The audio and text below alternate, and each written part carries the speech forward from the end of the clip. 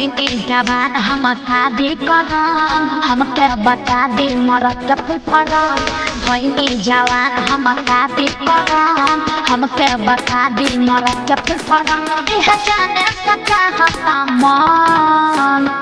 से मरे वाला इससे अंधार में आज से रात में इससे हका इससे दाना दम दाना दम दाना दम दाना दम दाना दम दाना दम दाना दम दाना दम दाना दम मतलब तो बच्चा सब अरे समझ गया सन रे हाँ सर समझ गई बानी बताई का तो बताओ सन रे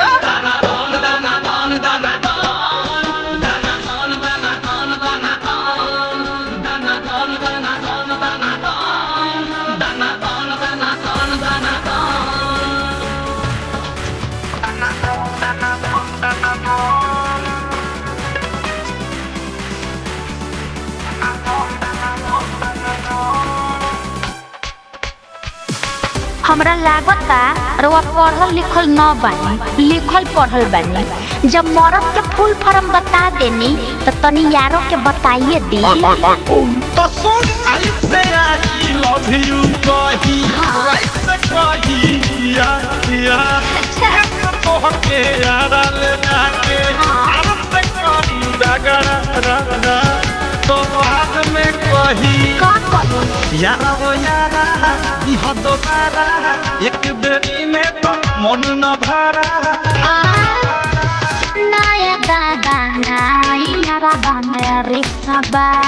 मरद वाला फॉर्मूला सारा जी फिर सबा तनी फेर से बताइली गा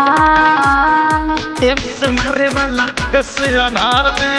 आज से रात के बाद इससे यहाँ का इससे दाना दम दाना दम दाना दम दाना दम दाना दम दाना दम दाना दम दाना दम दाना दम दाना दम ओ मंगरू के जगह अरे उठ ना रे कुमार बाबू उठ ना अरे तुम मंगा रहा था रे क्या समझा है बताओ तो तने